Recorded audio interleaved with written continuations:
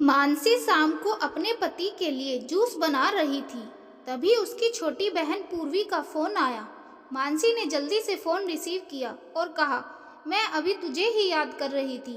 तुझे आम का जूस बहुत पसंद है, इसीलिए जब भी बनाती हूँ हमेशा तेरी याद आ जाती है। लेकिन मानसी की बहन पूर्वी बिल्कुल खामोश थी। जब मानसी ने उसकी खामोशी का कारण पूछा तो पूर्वी की सिसकियों की आवाज़ मानसी के कानों में साफ सुनाई पड़ रही थी। मानसी बहुत घबरा गई थी और उसने पूर्वी से जोर देकर पूछा कि आखिर हुआ क्या है। तब पूर्वी ने डरते हुए बताना शुरू किया कि अभी मेरे मोबाइल पर किसी अनजान व्यक्ति का फ़ोन आया था और वह मुझे कह रहा था कि वह मुझे जानता है और उसके पास मेरी कुछ फ़ोटोज़ हैं और अगर मैंने उसकी बातें और शर्त नहीं मानी तो वह उन फ़ोटोज़ को इंटरनेट पर डाल देगा। तब मानसी ने पूर्वी से कहा, पूर्वी ऐसे ही कोई गलत नंबर होगा, कोई सिरफिरा ऐसे ही तेरे मजे ले रहा होगा, तू डर मत, कुछ नहीं होगा ऐसा वैसा।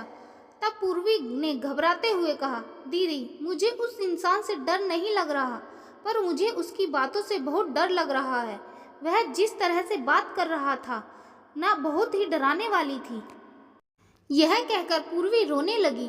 तभी मानसी ने कहा, तो बता ना उस इंसान ने क्या कहा है तुझे। तब पूर्वी बोली, उसने मुझे कहा है कि अगर वह मेरी फ़ोटो इंटरनेट पर नहीं डाले तो मुझे उसकी सारी मांगें पूरी करनी होगी। उसने कहा है कि आज रात वह मेरे घर पर आएगा। और इतना कहते ही पूर्वी जोर जोर से रोने लगती है और रोते रोते बोली, दीदी मुझे उसकी बातें सुनकर घिन आ रही थी। ऐसा लग रहा था जैसे उसने मेरे साथ कुछ गलत कर दिया हो। अगर अभी वह मेरे सामने आ जाए तो मैं उसे इसी वक्त जान से मार दूंगी। इतना कहकर पूर्वी चीखने लगी। तभी मानसी ने पूर्वी से कहा, अरे पूर्वी तू संभाल अपने आप को और मुझे उस घिनौने इंसान का नंबर दे। देख मैं अभी उसे मजा चखाती हूँ। यह कहकर मानसी ने फ़ोन काट दिया। पूर्वी ने उस बदमाश का नंबर और उनके बीच हुई बातचीत की रिकॉर्डिंग मानसी को भेजी। जब मानसी ने वह रिकॉर्डिंग अपने आप और अपने पति को सुनाई तो दोनों के होश उड़ गए। मानसी और पूर्वी दो बहनें हैं। उनकी मम्मी का अभी 3 साल पहले ही देहांत हो चुका है और मानसी की शादी अभी 1 साल पहले ही हुई थी। घर में बस अब उसके पापा और पूर्वी ही हैं। अब मोबाइल पर ऐसी धमकी भरी बातें कोई भी बेटी अपने पिता को आसानी से नहीं बता सकती। इसीलिए पूर्वी ने सारी बातें अपनी दीदी मानसी को बताई।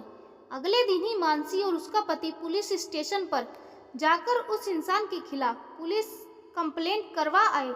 बाद में जब पुलिस ने छानबीन की तो पता लगा वह लड़का पूर्वी के मोहल्ले का ही निकला जो मानसिक गंदगी से पीड़ित था। उसकी सोच, उसके विचार और नज़र हर एक लड़की के प्रति अच्छे नहीं थे। उसे पता था कि पूर्वी की मम्मी का देहांत हो चुका है और वह दिन भर घर पर अकेली रहती है और वह इसका फ़ायदा उठा सकता है। और वह लड़का अपनी बुरी नज़रों और घटिया बातों से पूर्वी की आत्मा के साथ खिलवाड़ कर रहा था। पर बाद में जब उसे पुलिस ने पकड़ लिया तो उसे जेल की सलाखों के पीछे जाना पड़ा। तो दोस्तों आज भी हमारे समाज में उस जैसे मानसिक रोगी बैठे हैं जो हजारों लड़कियों की आत्मा के साथ खिलवाड़ करते हैं। इनमें से कुछ लड़कियां तो मजबूत होती हैं जो ऐसे रोगियों को अच्छा सबक सिखाती हैं और कुछ लड़कियों में इतना हिम्मत नहीं होती जो उनका सामना कर सके, उनसे डर जाती हैं और उनकी मांगों को पूरा करते करते उनकी घिनौनी नज़रों और विचारों का शिकार बन जाती हैं। इसीलिए लड़कियों को उनसे डरने की बजाय उनका डटकर सामना करना चाहिए। आशा करती हूँ आप लोगों को यह कहानी पसंद आई होगी और कहानी थोड़ी सी भी पसंद आई हो तो प्लीज़ चैनल को सब्सक्राइब ज़रूर कर लीजिएगा। धन्यवाद दोस्तों।